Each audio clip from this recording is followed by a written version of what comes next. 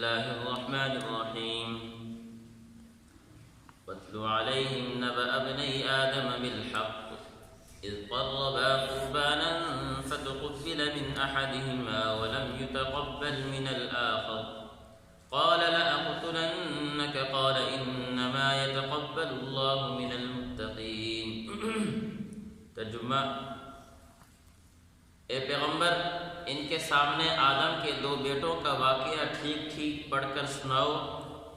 جب دونوں نے ایک ایک قربانی پیش کی تھی اور ان میں سے ایک کی قربانی قبول ہو گئی، دوسرے کی قبول نہ ہوئی۔ اس دوسرے نے پہلے سے کہا تھا کہ میں تجھے قتل کر ڈالوں گا۔ پہلے نے کہا اللہ تو ان لوگوں سے قربانی قبول کرتا ہے جو متقی ہیں۔ اگر تم نے مجھے قتل کرنے کو اپنا ہاتھ بڑھایا تب بھی میں تمہیں قتل کرنے کو اپنا ہاتھ نہیں بڑھاؤں گا۔ میں تو اللہ رب العالمین سے ڈرتا ہوں۔ میں تو یہ چاہتا ہوں کہ انجام کار تم اپنے اور میرے دونوں کے گناہوں میں پکڑے جاؤ اور دوزخیوں میں شامل ہو جاؤ۔ یہی ظالموں کی سزا ہے۔ آخر کار اس کے نفس نے اس کو اپنے بھائی کے قتل پر آمادہ کر لیا، چنانچہ اس نے اپنے بھائی کو قتل کر ڈالا اور نامرادوں میں شامل ہو گیا۔ پھر اللہ نے ایک کوا بھیجا جو زمین کھودنے لگا تاکہ اسے دکھائے کہ وہ اپنے بھائی کی لاش کو کیسے چھپائے۔ یہ دیکھ کر وہ بولا، ہائے افسوس، کیا میں اس کوے جیسا بھی نہ ہو سکا کہ اپنے بھائی کی لاش چھپا دیتا۔ اس طرح بعد میں وہ بڑا شرمندہ ہوا۔ اسی وجہ سے ہم نے بنی اسرائیل کو یہ فرمان لکھ دیا تھا کہ جو کوئی کسی کو قتل کرے جبکہ یہ قتل نہ کسی اور جان کا بدلہ لینے کے لیے ہو نہ کسی کے زمین میں فساد پھیلانے کی وجہ سے ہو تو یہ ایسا ہے جیسے اس نے تمام انسانوں کو قتل کر دیا ہو، اور جو شخص کسی کی جان بچا لے تو یہ ایسا ہے جیسے اس نے تمام انسانوں کی جان بچا لی۔ اور واقع یہ ہے کہ ہمارے پیغمبر ان کے پاس کھلی کھلی ہدایت لے کر آئے، مگر اس کے بعد بھی ان میں سے بہت سے لوگ زمین میں زیادتی ہی کرتے رہے۔ اس آیات میں اللہ رب العزت نے حابیل اور قابیل کے قتل کا قصہ ذکر کیا ہے۔ حابیل قابیل کا قتل کا قصہ عموماً مشہور بھی ہے، کچھ اس میں زیادتیاں بھی ہے، کچھ کمی بھی ہے، کچھ سچ بھی ہے، کچھ جھوٹ بھی ہے، جو تاریخ کے حوالے سے ہمیں ملتا ہے۔ جو تفسیر کی کتابوں میں بات ہے وہ اتنی ہے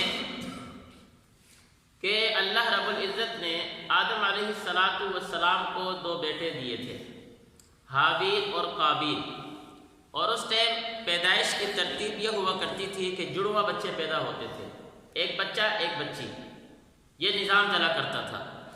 اور چونکہ آدم علیہ السلام، اماں حوا اور ان کی اولاد کے علاوہ کوئی اور انسانیت تو زمین میں تھی نہیں، تو اللہ نے نظام کائنات کو چلانا تھا، انسانیت کو بڑھانا تھا، تو اس وقت کے حالات کو دیکھتے ہوئے اللہ نے یہ نظام بنایا تھا کہ دو جڑواں آپس میں بھائی بہن پیدا ہوں گے، ان کا آپس میں نکاح تو نہیں ہو سکتا، لیکن اس کے بعد 6 مہینے 10 مہینے کے بعد جو بچے پیدا ہوں گے جڑواں، اس کی جو ساتھ جو بہن پیدا ہوئی ہے اس کا نکاح پہلے بدن سے جو بچہ پیدا ہوا تھا اس کا آپس میں کر دیا جاتا تھا۔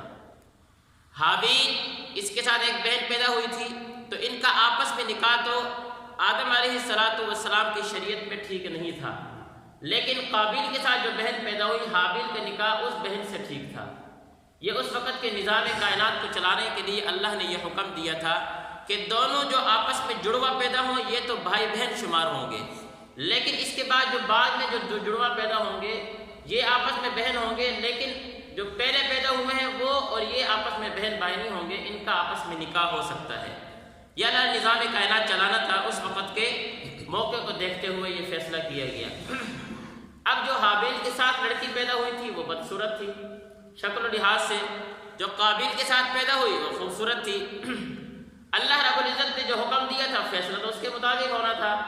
قابیل اس نے کہا کہ یہ کیسا ہو سکتا ہے کہ میری بہن اتنی خوبصورت ہے اور میں اس کو حابیل کو دے دوں، نہیں، میں نے تو اس سے ہی نکاح کرنا ہے، جبکہ شریعت آدم میں اس طرح کی چیزیں جائز نہیں تھی، یہ تو آپس میں بہن بھائی تھے۔ اللہ رب العزت نے آدم علیہ السلام کو فرمایا کہ اس کو سمجھائیں کہ اس طرح نہ کرے، شرم ٹھیک نہیں ہے۔ آدم علیہ السلام نے قابیل کو سمجھایا، وہ نہ مانا۔ آدم علیہ السلام نے فرمایا اچھا ایسا کرو دونوں اللہ کے راستے میں قربانی پیش کرو، جس کی قربانی قبول ہو گئی فیصلہ اس کے حق میں کر دیا جائے گا۔ اور آدم علیہ السلام کو پتہ تھا کہ حابیل حق پر ہے، اس لیے کہ اللہ کی طرف سے یہ فیصلہ ہے تو اسی کی قربانی قبول ہونی ہے۔ جو حابیل تھا اس کا کام تھا، اس میں وہ بکریاں وغیرہ چڑھایا کرتا تھا، چرواہا تھا، اور قابیل وہ زراعت کا کام کیا کرتا تھا، اس کے پاس گندم تھی۔ حابیل نے اللہ کے راستے میں خوبصورت بہترین اچھا سا دمبا پیش کیا قربانی کے لیے، اور قابیل نے چند گندم کیا ہے رکھی اللہ کے راستے میں میدان میں رکھ دی۔ اس ٹائم قربانی کی قبولیت کی علامت یہ ہوا کرتی تھی کہ جس کی قربانی قبول ہوتی ایک آگ آتی اور اس کی قربانی کو جلا جاتی۔ آگ آئی، حابیل کی قربانی دمبے کو جلا کر چلی گئی، قابیل کی قربانی گندم ویسی کی ویسی پڑی رہ گئی۔ اس پر قابیل کو اور غصہ آ گیا، شرمندہ بھی ہوا اور بےزتی بھی ہوئی کہ بھئی میری قربانی قبول بھی نہیں ہوئی، لوگوں کو بھی پتہ چل جائے گا۔ قابیل کو اور غصہ آیا تو قابیل نے کہا اپنے بھائی کو لأقتلنک، میں تجھے قتل کروں گا۔ حابیل نے کہا کہ قتل نہ کر، قتل کرنے سے نقصان زیادہ ہوگا، لیکن قابیل بضد تھا کہ نہیں میں نے تجھے قتل کرنا ہے، قتل کروں گا جان چھوٹ جائے گی، نظام ختم ہو جائے گا۔ قابیل نے اپنے بھائی کو قتل کر ڈالا۔ جب قتل کر دیا تو قتل کرنے کے بعد حواس باختہ ہو گئے کہ یہ کیا ہو گیا میرے ساتھ۔ جب حواس باختہ ہوا اب پریشان بھی تھا کہ اس کو میں چھپاؤں کس طرح۔ مفسرین کہتے ہیں آدم علیہ السلام کسی سفر میں نکلے ہوئے تھے، گھر نہیں تھے، تو اس نے جب قتل کر دیا ابھی اسی سوچ میں رہا تھا کہ دو کوے آئے، وہ آپس میں لڑے، ایک کوے نے دوسرے کوے کو مارا، مارنے کے بعد زمین پر آیا اور مٹی کھودی، تھوڑا کھڈا کھود کر کوے کو اس میں دبایا اور مٹی ڈال دی۔ قابیل یہ دیکھ رہا تھا، اس نے کہا کہ بڑے افسوس کی بات ہے کہ تو کوے جیسے بھی نہ ہو سکتا۔ قابیل نے پھر اسی طرح کیا، مٹی کھود کر گڑھا کھود کر اس کے اندر حابیل کو دفن کر دیا، اور یہ قصہ یہاں پورا ہوا۔ اللہ رب العزت نے یہ قصہ یہاں کیوں ذکر کیا؟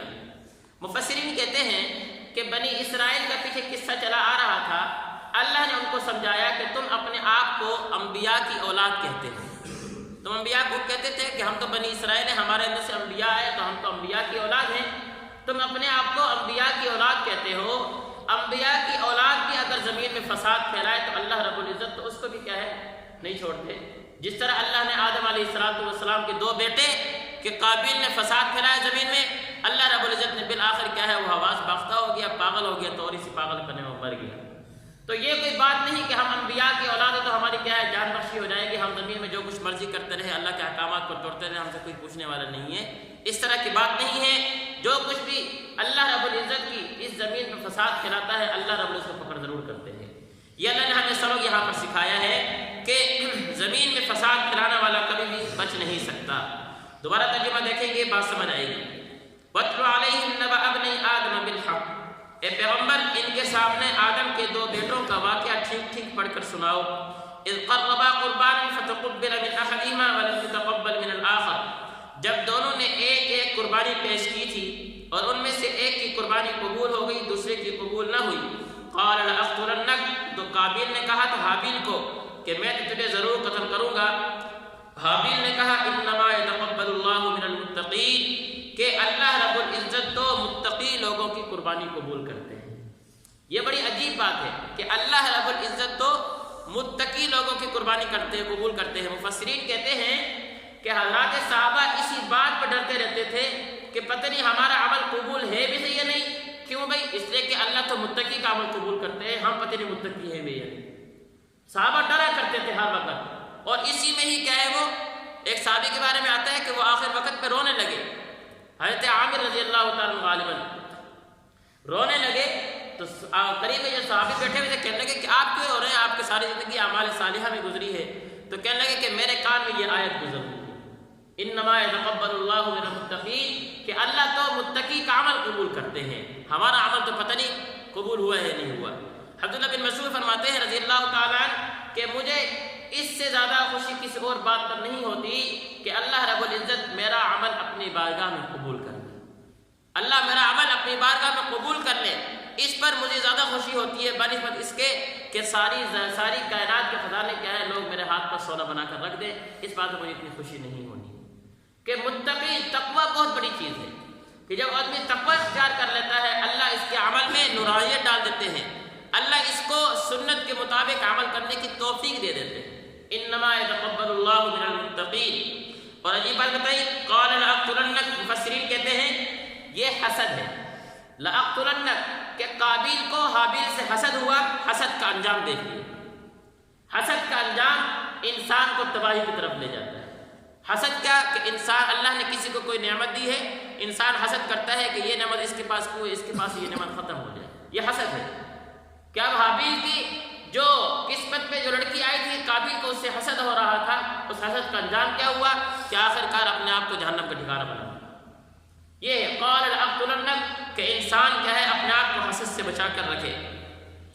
لئن بسطت الی یدک لتقتلنی ما انا بباسط یدی الیک لأقتلک، اس کے بعد کہا قابیل نے، حابیل نے، اگر تم نے مجھے قتل کرنے کو اپنا ہاتھ بڑھایا تب بھی میں تمہیں قتل کرنے کو اپنا ہاتھ نہیں بڑھاؤں گا۔ انی اخاف اللہ رب العالمین، میں تو اللہ سے ڈرتا ہوں، میں تو اللہ سے ڈرتا ہوں، میں تو کام یہ نہیں کروں گا۔ انی اريد ان تبوء باثمی واثمک فتکون من اصحاب النار، میں تو یہ چاہتا ہوں کہ انجام کار تم اپنے اور میرے دونوں کے گناہوں میں پکڑے جاؤ۔ بھئی تو خود بھی کیا ہے، اللہ کے حکم کو توڑ رہا ہے اور مجھے بھی قتل کر کے میرا بھی گناہ تو اپنے سر لے رہا ہے۔ وذلک جزاء الظالمین، اور یہی ظالموں کی سزا ہے۔ فطوعت له نفسه قتل اخیہ، آخر کار اس کے نفس نے اس کو اپنے بھائی کے قتل پر آمادہ کیا، چنانچہ اس نے اپنے بھائی کو قتل کر ڈالا اور نامرادوں میں شامل ہو گیا۔ پھر اللہ نے ایک کوہ بھیجا جو زمین کھودنے لگا تاکہ اسے دکھائے کہ وہ اپنے بھائی کی لاش کو کیسے چھپائے۔ جب قابیل نے یہ دیکھا، قال یا ویلتا، ہائے افسوس، اعجزت ان اکون مثل هذا الغراب، کیا میں اس کوے جیسا بھی نہ ہو سکا؟ فاواری سوءۃ اخی، اپنے بھائی کی لاش کو چھپا دیتا۔ فاصبح من النادمین، پھر کیا تھا، وہ شرمندہ ہو گیا۔ من اجل ذلک، آگے اللہ نے فرمایا اسی وجہ سے ہم نے بنی اسرائیل کو یہ فرمان لکھ دیا تھا کہ جو کوئی کسی کو قتل کرے، جبکہ یہ قتل نہ کسی اور نہ جان کا بدلہ لینے کے لیے ہو، یعنی نہ حق قتل کرے، او فساد فی الارض، یا زمین میں فساد پھیلانے کی وجہ سے کسی کو قتل کرے، فکأنما قتل الناس جميعا، گویا کہ اس نے ساری انسانیت کو قتل کر دیا۔ یہ ایک آدمی کا خون بہانا ساری کائنات کا خون بہانا ہے، ساری انسانیت کا خون بہانے کے برابر ہے، اور ایک آدمی کی جان کی حفاظت کرنا ساری انسانیت کے خون کی حفاظت کرنا ہے۔ یہ فرمایا جا رہا ہے وَمَنْ أَحْيَاهَا فَكَأَنَّمَا أَحْيَا النَّاسَ جَمِيعًا، اور جو شخص کسی کی جان بچا لے تو یہ ایسا ہے جیسے اس نے تمام انسانوں کی جان بچا لی۔ وَلَقَدْ جَاءَتْهُمْ رُسُلُنَا بِالْبَيِّنَاتِ، اور واقعی ہے کہ ہمارے پیغمبر ان کے پاس کھلی کھلی ہدایت لے کر آئے۔ ثُمَّ إِنَّ كَثِيرًا مِّنْهُمْ بَعْدَ ذَلِكَ فِي الْأَرْضِ لَمُسْرِفُونَ، مگر اس کے بعد بھی ان میں سے بہت سے لوگوں نے زمین میں زیادتی ہی کرتے رہے۔ اللہ ہمیں سمجھنے کی توفیق